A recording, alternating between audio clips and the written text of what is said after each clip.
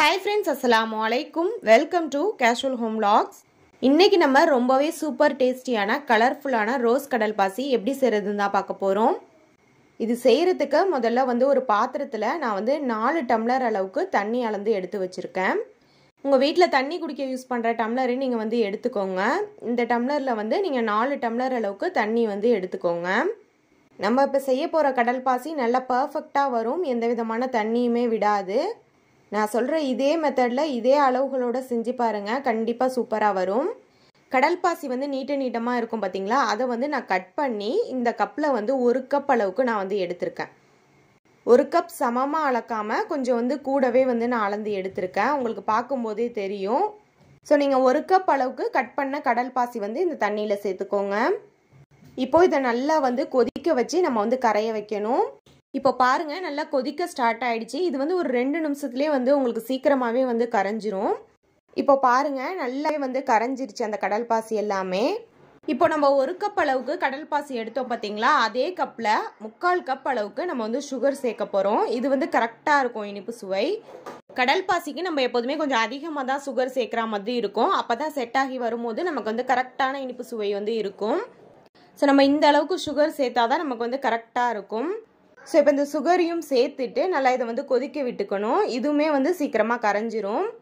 இந்த சுகர் ஒரு கொதி வந்த உடனே உங்களுக்கு நல்லா கரைஞ்சி வந்துடும். இப்போ கரைஞ்சிருச்சு பார்த்தீங்களா. இந்த ஒரு கொதி விட்ட உடனே நீங்கள் இதுல 3/4 கப் அளவுக்கு காய்ச்சின பாலோ அல்லது காய்ச்சாத பாலோ எதுவா இருந்தாலும் பரவாயில்ல சேர்த்துக்கோங்க.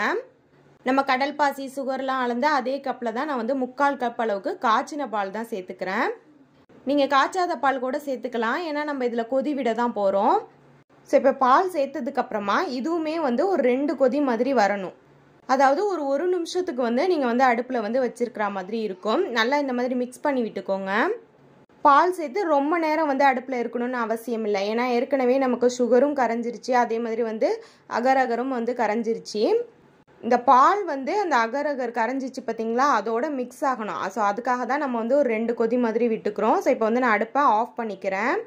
இப்போ நம்ம எல்லாமே ஒரே பாத்திரத்திலே செஞ்சு முடிச்சாச்சு. இப்போ நீங்க எதுல கடல் பாசி ஊற்றி வைக்க போறீங்களோ அந்த பாத்திரம் எடுத்துக்கோங்க. நான் எல்லாத்தையுமே இந்த ஒரே பாத்திரத்துல ஊற்ற போறேன். ஸோ அதனால தான் நான் பெரிய பாத்திரமா எடுத்திருக்கேன்.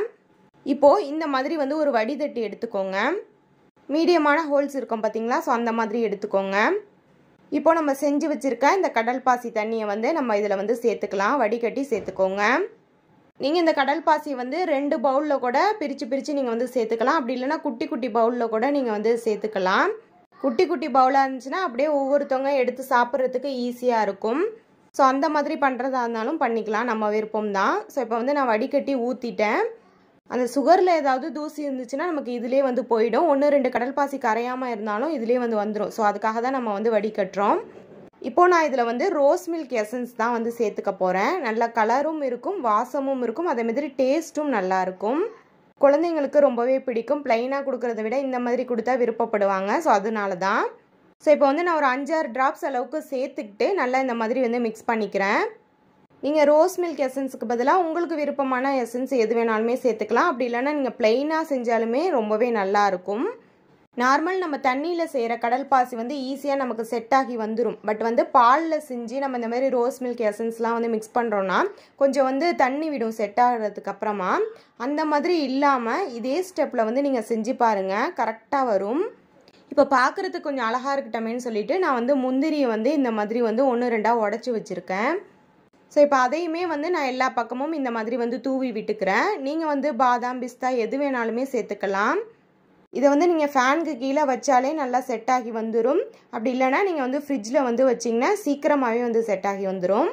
ஃப்ரீசர்லலாம் வைக்க தேவையில்லை, ஃப்ரிட்ஜில் வச்சாலே போதும். ஒரு 15-20 நிமிஷத்துலேயே உங்களுக்கு சூப்பராக செட் ஆகி வந்துடும். நீங்கள் வெளியில் வச்சாதான் கொஞ்சம் டைம் எடுக்கும். நான் இப்போ இதை ஃப்ரிட்ஜ்லேயே வச்சுட்டு ஒரு 1/2 மணி நேரத்துக்கு அப்புறமா எப்படி இருக்குன்னு சொல்லிட்டு காட்டுறேன். இந்த மாதிரி தொட்டு பாருங்க, நல்லா உள்ற அமுங்காமல் இருக்கணும். ஸோ இப்போ சூப்பராக செட் ஆயிடுச்சு நமக்கு கடல் பாசி. இப்போ இதை நமக்கு விருப்பமான ஷேப்பில் கட் பண்ணிக்கலாம். நான் ஸ்கொயர் ஷேப்லேயே கட் பண்ணிக்கிறேன்.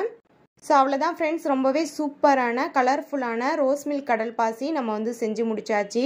ரொம்பவே டேஸ்ட் அட்டகாசமாக இருக்கும். அதே மாதிரி நம்ம முந்திரிலாம் சேர்த்துருக்கோம் பார்த்தீங்களா, அது நம்ம வாயில் கடிப்படும் போது அவ்வளோ டேஸ்ட்டாக இருக்கும். குழந்தைங்கள்லேருந்து பெரியவங்க வரைக்கும் எல்லாருக்குமே ரொம்பவே பிடிக்கும். வாயில் வச்சோன்னே வலிக்கிட்டு போயிடும். கடல் பாசி உடம்புக்கு குளிர்ச்சி தரக்கூடியது, ரொம்பவே நல்லது.